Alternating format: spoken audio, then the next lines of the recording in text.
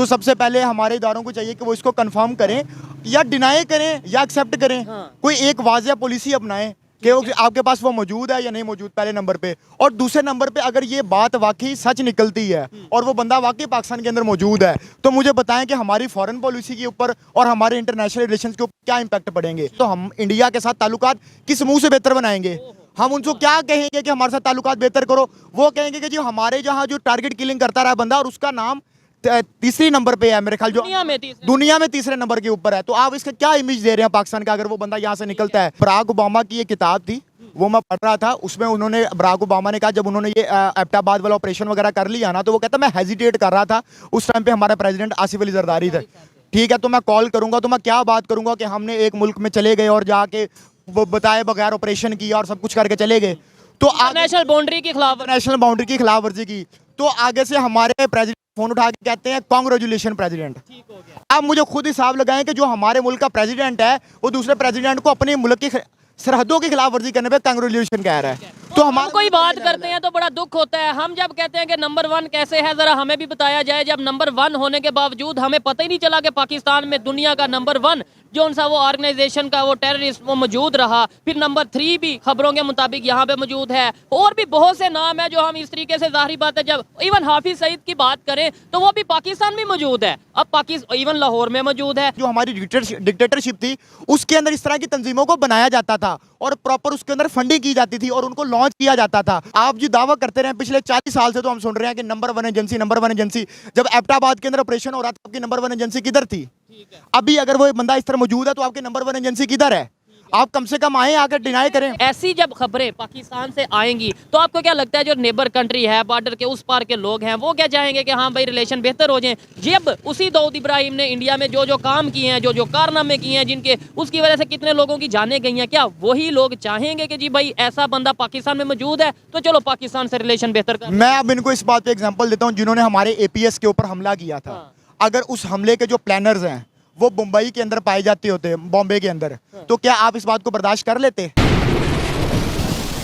जी तो दोस्तों, मैं हूं सुहेब चौधरी और आप देख रहे हैं मेरा और आपका YouTube channel real entertainment TV. Dawood Ibrahim की खबर जंगल में आग की तरह फैल रही है। पाकिस्तान के सोशल मीडिया हो या इंडिया का ट्विटर हो या फिर इंस्टाग्राम या कहीं भी सोशल मीडिया पे हमें ये चीज देखने को मिल रही है कि दाऊद इब्राहिम, जो कि ना सिर्फ इंडिया को बल्कि पूरी दुनिया को वांटेड था, वो कराची में हॉस्पिटल में मौजूद है। किसी ने उसे जहर दिया है। इसके ऊपर पाकिस्तान की पब्लिक, पाकिस्तान की यूथ क्या ओपिनियन देती है, इस वीडियो में जानेंगे। और बहुत से लोग मुझे डिमांड कर रहे थे कि दिलशाद भाई से फिर वीडियो बनाई जाए, और मैं ये समझता हूँ आज का ये जो टॉपिक है इससे दिलशाद भाई से बेहतर कोई बंदा एक्सप्लेन नहीं कर पाएगा। अस्सलाम वालेकुम दिलशाद भाई। वालेकुम सलाम। कैसे हैं जनाब? अल्लाह का करम है। दिलशाद भाई, सबसे पहले तो ये आपको कहना चाहूंगा कि जब आपकी पहले वीडियो हमने अपलोड की है बहुत ज्यादा आपको अप्रिशिएट किया गया है। मतलब मेरी उम्मीद और मेरी सोच से ज्यादा लोगों ने आपको मोहब्बत दी है, ठीक है। सेकेंडली टॉपिक के ऊपर बात करते हैं। क्या कहना चाहेंगे, आज पूरी दुनिया में ये बात हो रही है जी, पहले उसामा बिन लादेन था, अब इसके बाद जो ये दाऊद इब्राहिम और पता नहीं कौन कौन से नाम है जो पाकिस्तान में मौजूद है, क्या कहना चाहेंगे? सबसे पहले तो मैं उन लोगों को, जिन लोगों ने मुझे अप्रिशिएट किया, उन सबका बहुत शुक्रिया।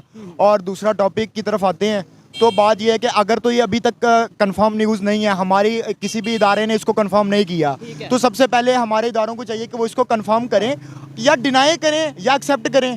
कोई एक वाज़िया पॉलिसी अपनाएं कि आपके पास वो मौजूद है या नहीं मौजूद, पहले नंबर पे। और दूसरे नंबर पे अगर ये बात वाकई सच निकलती है और वो बंदा वाकई पाकिस्तान के अंदर मौजूद है, तो मुझे बताएं कि हमारी फॉरेन पॉलिसी के ऊपर और हमारे इंटरनेशनल रिलेशंस के ऊपर क्या इंपैक्ट पड़ेंगे। और इस तरह के वाकयात हमारे मुल्क में पहले बहुत दफ़ा हो चुके हैं, जिसमें 2011 का सबसे मशहूर वाकया, जिसका पूरी दुनिया को इल्म है, कि एबटाबाद के अंदर एक बंदा था, उसामा बिन लादेन था उसका नाम, ठीक है।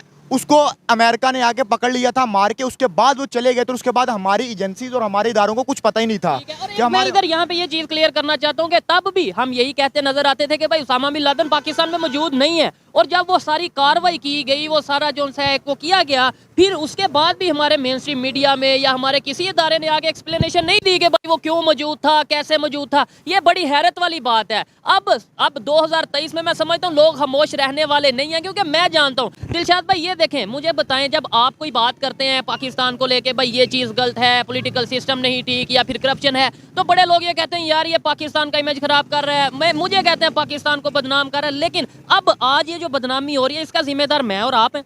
देखिए जी, ये तो 90s का दौर तो चल नहीं रहा कि जो आखिरी बात होगी वो आपकी चलेगी। अब ये सोशल मीडिया का दौर है, अगर आप मेन स्ट्रीम मीडिया पे कुछ चीज़ नहीं भी दिखाएंगे तो क्या आप समझ वो तक उनकी रीच नहीं होगी उस बात की, वो बात की रीच हो जाएगी। जैसे कि अब इसरो था लेटेस्ट, हमारे मेन स्ट्रीम मीडिया पे उसको कहीं भी नहीं दिखाया गया, लेकिन पूरी दुनिया में उसको दिखाया गया। सोशल मीडिया में हर इंसान ने देखा, चंद्रयान के हवाले से देखा, ठीक है, इसरो का जो प्रोजेक्ट था उसके बारे में लोगों ने देखा।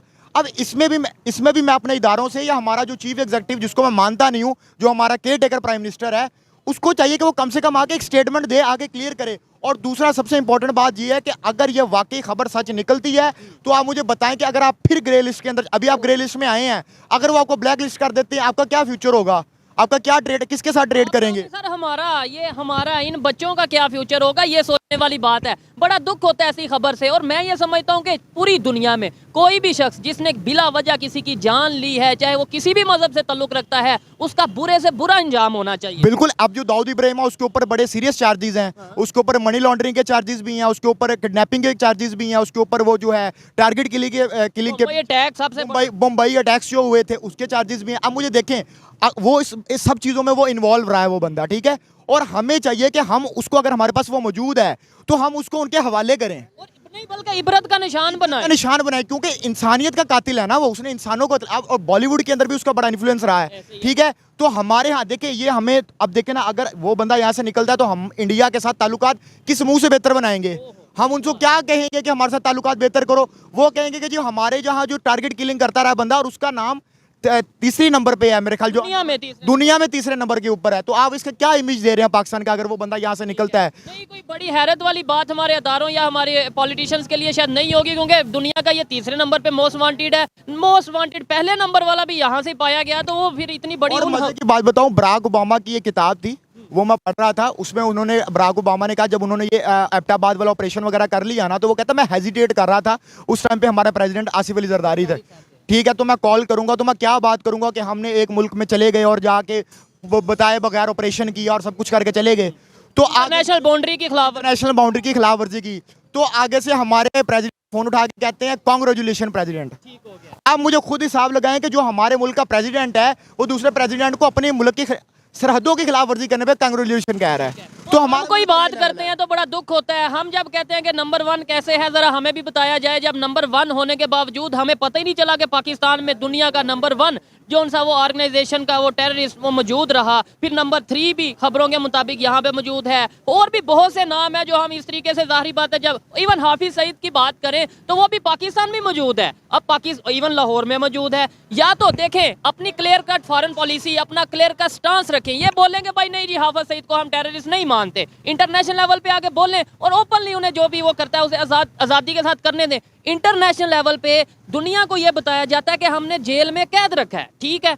पब्लिक को ये बताया जाता है कि ये भाई हमारे जो उनसे बहुत बड़े मुजाहिद हैं, बहुत बड़े लीडर हैं। क्या ये देखें, इससे पब्लिक का भी नुकसान नहीं है, मेरा आपका इन बच्चों का नुकसान नहीं है कि हमें ही कंफ्यूज किया जा रहा है? देखिए, सबसे पहले तो क्लियर कट एक आपकी पॉलिसी होनी चाहिए कि आप हाफिज सईद है या 2 3 4 नाम आपके पास जितने भी हैं, जितने भी नाम है, वो नाम लेना नहीं चाहता मैं, उनको आप क्लियर कट करें कि यार ये टेररिस्ट हैं, मुजाहिद हैं, हमारे लॉयल बंदे हैं, जो भी है आप उनको क्लियर कट करें। और वही जो फॉरेन पॉलिसी आप वो वाजिया करें लोगों के सामने।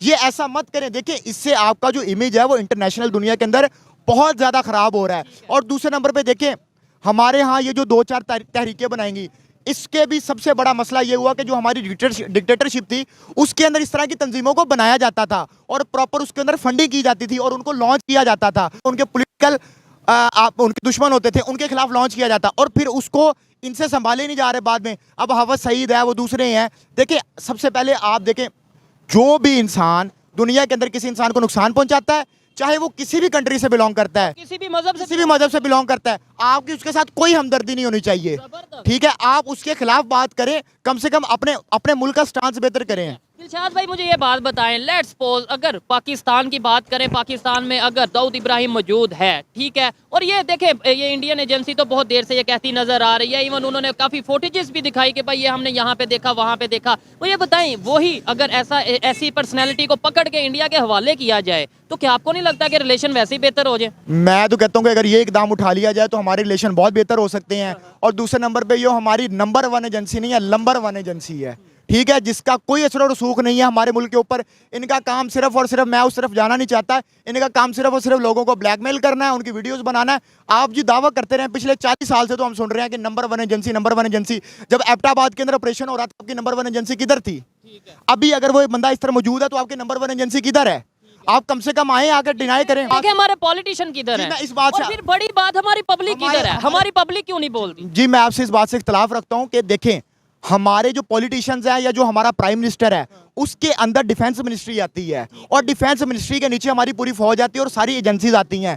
तो ये काम पॉलिटिशियन का जरूर है, लेकिन ग्राउंड लेवल पे उन लोगों ने काम करना है। और आपको इस बात का पता है कि हमारा प्राइम मिनिस्टर कितना ज्यादा आजाद होता है, तो उनका कसूर नहीं है, मैं हमेशा यही कहता हूं। तो कसूर उन लोगों का है जो इस टाइम पे वो काम कर रहे हैं। तो अगर हमारे मुल्क के अंदर मौजूद है तो ये हमारे मुल्क की बेहतरी। बेशक इसमें लोग मुझे गद्दार कहें, आपको गद्दार कहें, किसी को कहें, लोग कहते भी हैं ऑलरेडी, लेकिन मैं ये समझता हूँ कि ये मेरी जिम्मेदारी है। और दिलशाद भाई जैसे लोग जब ओपनली बात करते हैं तो बड़ी हिम्मत मिलती है कि यार कोई तो है जो हमारे साथ खड़ा हो रहा है, कोई तो है जो इस चीज़ को समझ रहा है कि यार ये पाकिस्तान को बदनाम नहीं किया जा रहा, पाकिस्तान की बेहतरी के लिए बात की जा रही है। आज मैं ये कहता हूँ, लेट्स सपोज मुझे जो सारे लोग, जो भी लोग ये कहते हैं कि भाई ये पाकिस्तान का इमेज खराब करता है, ये पाकिस्तान को डिग्रेड करता है, आज मैं उन सबसे सवाल करता हूँ कि आज जो पूरी दुनिया में दाऊद इब्राहिम के बारे में खबर चल रही है, इसका जिम्मेदार भी मैं हूं। क्या मैंने ये खबर चलाई? मतलब मैं इस तरीके से इन चीजों को, मतलब ये कहा जाता है कि भाई आप ऐसी चीजों पे बात ही ना करें। देखें अगर तो हम किसी चीज़ पे बात नहीं करेंगे ना, हम तो बात करते हैं, क्लैरिटी देते हैं आपको कि इसके अंदर क्या होना चाहिए। और अपने मुल्क के जो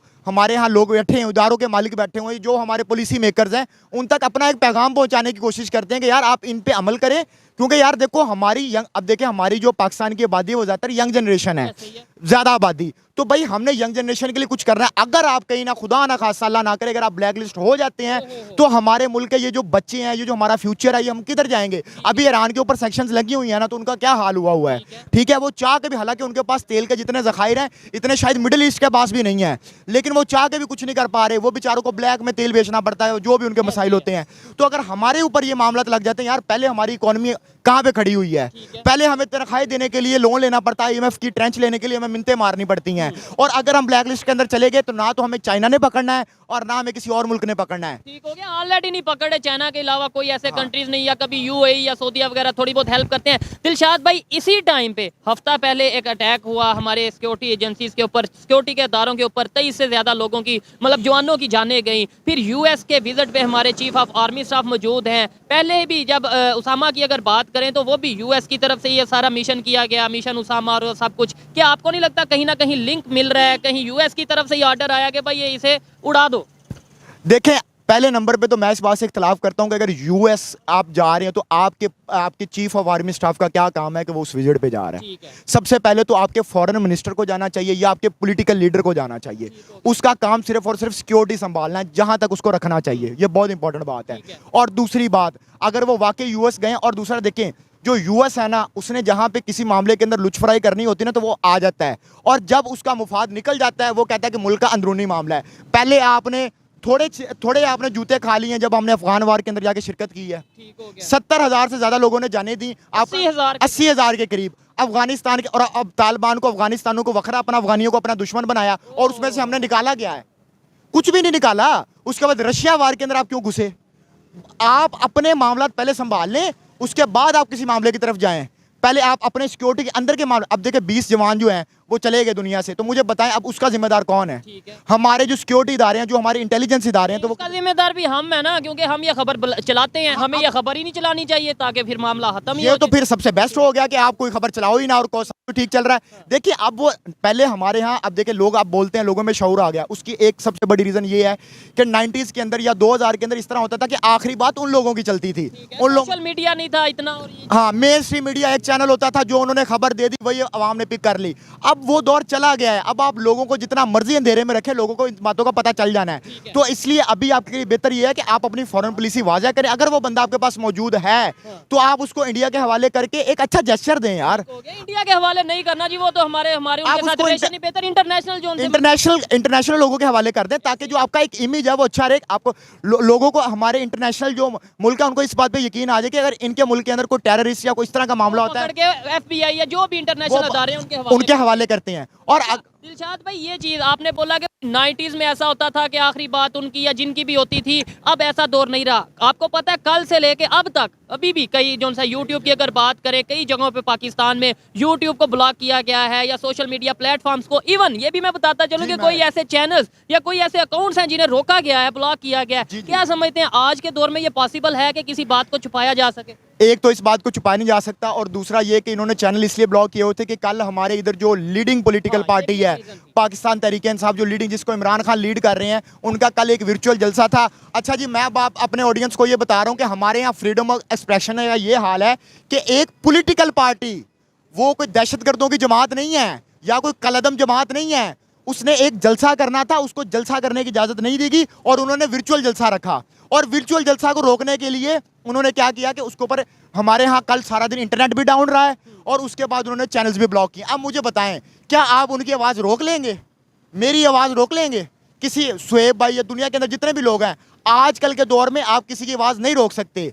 आप लोगों ने अपना पॉइंट ऑफ व्यू लोगों के सामने रखना है, तो इसमें बेहतर आपके लिए यही है कि आप क्लियर कट फॉरेन पॉलिसी अपनाएं और हर इदारा अपना काम करे जो उसकी आईनी हदूद है। हमारे यहाँ बहुत बताया जाता है कि हमारे इंटेलिजेंस इदारे जी, हमारे इदारे। मैं आज 75 साल हो गए हैं, कोई बंदा मुझे गिनवा सकता है कि हमारे इस इदारे ने इतना बड़ा कारनामा किया सिवाय पॉलिटिकल लीडर्स ने? नहीं, वो कहते हैं 65 की वार और ये चीजें। 65 की वार अब मैं कारगिल पे खोलना नहीं चाहता। कारगिल के ऊपर किन 4 लोगों ने मिलकर जंग का प्लान किया और हमारा चीफ एग्जीक्यूटिव जो हमारा प्राइम मिनिस्टर उस टाइम नवाज शरीफ था, उसको पता ही नहीं था। रात को वो प्राइम मिनिस्टर था, सुबह उसे तैयार हाईजैकर बना दिया था। ठीक है, ये कारगिल के अंदर। अब ये कारगिल वाला मसला आ गया, 1971 वाला देख लें, 1965 वाला देख लें।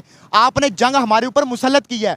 पाकिस्तानी कौम जो पढ़ी लिखी अवाम है वो कभी भी जंग नहीं चाहती। ये सिर्फ इदारों के चंद लोग होते हैं जो हमारे ऊपर जंग मुसल्लत करते हैं। हम इंडिया के साथ अच्छे रिलेशन चाहते हैं। नहीं, आप बिल्कुल ये बात इन्होंने ठीक है, जो पढ़ी लिखी पब्लिक है वो जंग नहीं चाहती। अदरवाइज आपने मेरी कल की वीडियो देखी होगी जिसमें मैं थोड़ा कॉमन पब्लिक में गया, जो इतने एजुकेटेड नहीं थे, उधर जाके लोगों से पूछा कश्मीर के लिए क्या करेंगे। उन्होंने कहा 300 छोड़ के 500 क्या 1000 जंग भी करेंगे, जज्बा बहुत है, ये चीजें हैं। ये दरअसल उनका भी मैं समझता हूँ कसूर नहीं है, ये कसूर है हमारे मीडिया का, जो चीजों को दिखाता नहीं, रियलिटी को क्लियर नहीं करता, हिस्ट्री के बारे में बताता नहीं है। ये नहीं बताता कि पहले जो 3 दफा हमने कारनामे किए हैं उनका हमें कितना फायदा या कितना नुकसान हुआ, ये सारी चीजें हैं। दिलशाद भाई, ऐसी जब खबरें पाकिस्तान से आएंगी तो आपको क्या लगता है जो नेबर कंट्री है, बॉर्डर के उस पार के लोग हैं, वो क्या चाहेंगे कि हाँ भाई रिलेशन बेहतर हो जाए? जब उसी दाऊद इब्राहिम ने इंडिया में जो जो काम किए हैं, जो जो कारनामे किए हैं, जिनके उसकी वजह से कितने लोगों की जानें गई हैं, क्या वही लोग चाहेंगे कि जी भाई ऐसा बंदा पाकिस्तान में मौजूद है तो चलो पाकिस्तान से रिलेशन बेहतर कर? मैं अब इनको इस बात पे एग्जांपल देता हूं, जिन्होंने हमारे एपीएस के ऊपर हमला किया था।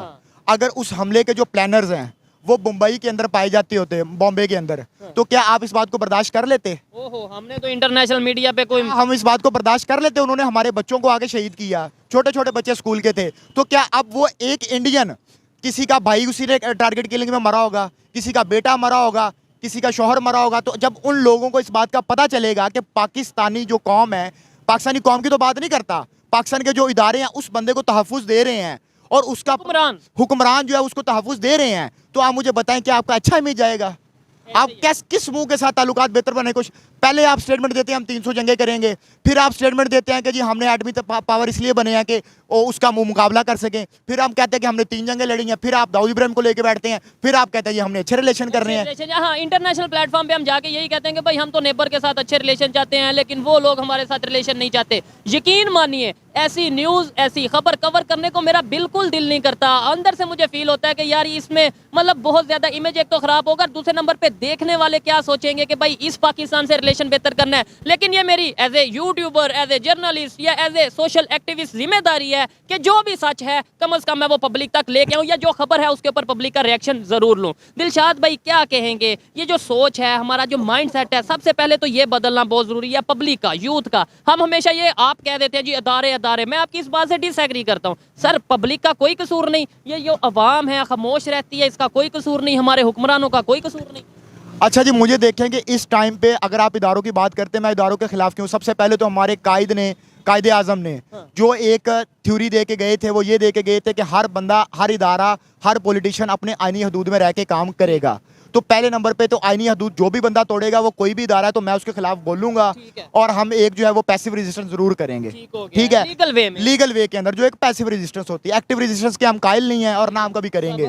ठीक है, तो वो हम करते रहेंगे। और दूसरे नंबर पे पब्लिक की बात। अब पब्लिक का मसला ये है कि पब्लिक हमारा चैनल्स जो देखते हैं, हमारे न्यूज़ चैनल्स देखते हैं, वो कौन से न्यूज़ चैनल देखते हैं और उनके ऊपर मुझे ये बताएं कि कौन सी खबरें चलते हैं और पैमरा को कंट्रोल कौन कर रहा है। पैमरा हमारा एक इदारा है जी, जो कि हमारे न्यूज़ चैनल को उसको कंट्रोल करता है। ठीक है, और हमारे आपको पता है कि हमारे यहाँ प्राइम मिनिस्टर को कौन कंट्रोल करता है? पैमरा तो चीज़ ही कोई नहीं है। हमारे यहाँ तो ये भी पता चल जाता है कि साल बाद इलेक्शन किसने जीतना है। तो हमारे यहाँ यही, तो हमारे यहाँ जो मेन जड़ है फसाद की, वो यही चीज़ें हैं। और जब तक ये अपने आईनी दूध के अंदर नहीं जाएंगे, अब देखें, हमारे इस टाइम पे लीडिंग पॉलिटिकल पार्टी इस टाइम पीटीआई है, पूरी दुनिया को पता है। अब मुझे बताएं कि हम उनको कितने लेवल प्लेइंग फील्ड दे रहे हैं कि वो आके इलेक्शन में कंटेस्ट करें। बिल्कुल ऐसे ही है, ओपिनियन हर एक की अपनी अपनी है, पार्टी जिसको भी कोई मैं किसी की हमदर्दी नहीं, मेरी किसी पॉलिटिकल पार्टी के साथ हमदर्दी नहीं है। मैं हमेशा डेमोक्रेसी को सपोर्ट करने वाला बंदा हूँ, डेमोक्रेटिक बंदा हूँ मैं। तो देखे, कोई भी पॉलिटिकल पार्टी है, अगर उसकी ग्राउंड में अच्छी पकड़ है तो आप उसको क्यों नहीं पावर में आने दे रहे? क्यों नहीं पावर में आने दे रहे? आप उसको, उसके लीडर्स को बंद किया हुआ, सबको बंद कर दिया। आप पाकिस्तान की 25 करोड़ आवाम को भी कैद कर लेंगे ना, तो सर आवाम के दिमाग के अंदर जो पॉइंट ऑफ व्यू चले गए हैं ना, वो कभी निकाल नहीं सकते। दुनिया के अंदर सबसे मजबूत चीज होती है आइडियोलॉजी, नजरिया कभी नहीं मरता। ये आप हमेशा ज़हन में रखिएगा। आप चाहे 10 लाख लोगों को कत्ल कर दें, जो इंसानों ने अपने अंदर नजरिया, एक आइडियोलॉजी बना लिया ना, वो कभी खत्म नहीं हो सकती। तो आप जितना मर्जी प्रेशर डालें, जितना मर्जी लोगों को उठा के ले जाएं, वो आइडियोलॉजी आप खत्म नहीं कर सकते। और बेहतर यही है, देखिए हमने 75 साल से हम सफ़र कर रहे हैं, 76 साल से, तो हम आपसे रिक्वेस्ट कर सकते हैं, देखिए आप हमारे बड़े हैं, हम आपसे रिक्वेस्ट कर सकते हैं कि यार प्लीज़ आप अपने हदूद के अंदर रह के काम करें। दिलशाद भाई, इधर एक बड़ा इंटरेस्टिंग सा क्वेश्चन मेरे माइंड में आया। आपने पीटीआई की बात की, इमरान खान की पार्टी की बात की कि भाई उन्होंने पब्लिक में काफ़ी चीज़ें जो सी वो क्लियर कर दी, पब्लिक में एक माइंड सेट, एक विजन जो सा दिया, एक आइडियालॉजी दी। ये चीज़ कहीं ना कहीं मैं मानता हूँ कुछ अवेयरनेस आई, पता चला कि भाई कौन पाकिस्तान को चला रहा है, किसकी वजह से पाकिस्तान आज इस पोजीशन में है। लेकिन ये आइडियालॉजी क्या पाकिस्तान की चेंज, पाकिस्तान के लोगों की चेंज हो सकती है कि इंडिया दुश्मन है? पीटीआई के लोग भी यही समझते हैं, नून लीग के लोग भी यही समझते हैं, या कोई भी पार्टी हो, वो मोस्टली लोग एजुकेटेड कुछ हैं जो ये कहते हैं कि नहीं रिलेशन बेहतर होना चाहिए। ये आइडियालॉजी कोई ला सकता है पाकिस्तान में? मैं तो समझता हूँ आप जैसा कोई ला सकता है, हम तो कोशिश। ये आइडियोलॉजी हमारे पॉलिटिकल लीडर्स ला रहे हैं। नवाज शरीफ का पिछले दिनों बयान आया, उन्होंने कहा कि वाजपेयी साहब हमारे दौर में आए, मोदी साहब हमारे दौर में आए। देखें, वो एक पॉलिटिकल लीडर है, उनको पता है, जो एक पॉलिटिकल लीडर होता है ना, उसकी एक विजन होती है।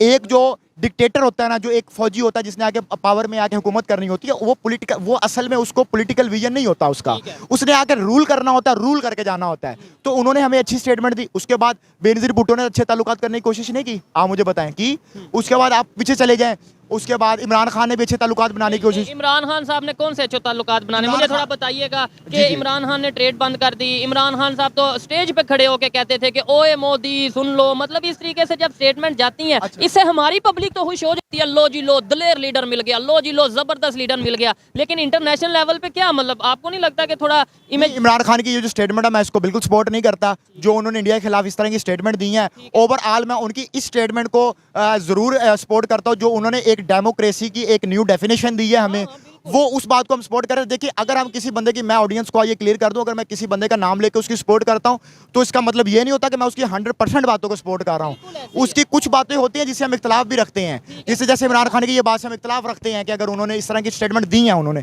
और मैं इस बात को कंडेम करता हूँ। ठीक हो गया। और इधर एक चीज मैं भी क्लियर करता चलूं, मैं ये ओपनली, मेरे बहुत ज्यादा देखने वाले, मोस्टली देखने वाले इंडिया से, लेकिन मैं इतनी हिम्मत रखता हूं कि अगर यही दाऊद इब्राहिम इंडिया में इस तरीके से पाया जाता तो मैं जरूर बात करता कि भाई इंडिया में ये चीजें हो रही हैं। लेकिन जिन लोगों को गुस्सा आता है हमारे पे, शिकवा है हमारे पे कि पाकिस्तान के ऊपर आप ऐसी वीडियो क्यों बनाते हो, तो मुझे बताएं क्या ऐसे लोग इंडिया में पाए जाते हैं? क्या इंटरनेशनल टेररिस्ट? कोई एक दो नाम ही हमें बता दें कि भाई ये इसके बारे में खबर है कि ये इंडिया में मौजूद है, इसके बारे में। हमारे इधर तो नंबर 1 भी यहाँ से पाया गया, नंबर 3 भी यहाँ से पाया गया, नंबर 2 भी शायद यहीं पे होगा, और बहुत से नाम है जो इस टाइम हम ले नहीं सकते, जो कि यहाँ पे हमें गारंटी, मतलब लोग कहते हैं कि यहाँ पे मौजूद है। क्या कहेंगे भाई इसके ऊपर? लेट्स सपोज इंडिया से ये खबर आती तो क्या आप ना बोलते?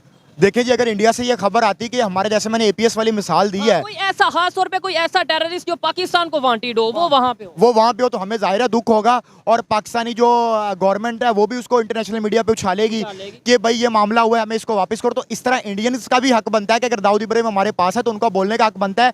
और जिन लोगों और जिन फैमिलीज का उन्होंने नुकसान किया, हम सब उनके साथ हमदर्दी का इजहार करते हैं और उनके नुकसान के अंदर उनके साथ हैं।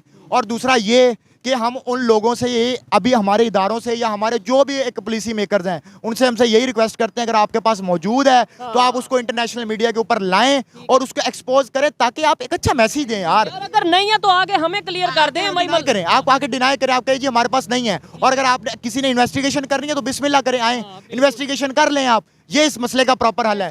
और क्या ऐसा पॉसिबल है कि अभी जो जितने ज्यादा ये वीडियो इस टाइम मतलब ये है कि न्यूज वायरल है कि हमारे अदारों को या हमारे न्यूज एजेंसीज को पता ना हो कि यार इसके ऊपर भी बात करनी चाहिए, क्यों नहीं हम बात? यार खबर तो ये है कि अगर विद इन द कंट्री इतना मोस्ट वांटेड बंदा है और हमारी एजेंसीज को नहीं पता, तो खबर तो फिर ये है, ठीक है, खबर तो फिर ये बनी ना कि हमारे इतना मोस्ट वांटेड बंदा और कराची हमारा मेट्रोपॉलिटन सिटी है, उसके अंदर वो मौजूद है और हमारी एजेंसीज को नहीं पता, तो मैं और आप एजेंसी क्यों टैक्स के पैसे दे रहे हैं कि वो तनख्वाहें ले रहे हैं? वजह लास्ट में मैं यही कहूंगा कि भाई देखें, पाकिस्तान के जो खास तौर पे मीडिया की बात करता हूँ, खास तौर पे पॉलिटिशियंस की मैं बात करता हूँ कि भाई आपको आगे कम से कम एक क्लियर कट स्टेटमेंट देनी चाहिए कि भाई दाऊद इब्राहिम यहाँ पे मौजूद है या दाऊद इब्राहिम यहाँ पे मौजूद नहीं है। अगर आप स्टेटमेंट तक नहीं दे रहे, झूठी दे दें सच्ची दे दें, अगर आप स्टेटमेंट तक नहीं दे रहे तो कहीं ना कहीं माइंड में बात आती है ये कि कहीं ना कहीं दाल में कुछ काला है। दिलशाद भाई अच्छा लगा आपसे बात करके, मैं हमेशा की तरह फिर से यही कहूंगा कि और देखने में आपको बहुत कहते हैं कि क्या आपको डर नहीं लगता है ऐसी बात करते हुए, जितना आप ओपनली बात करते हैं,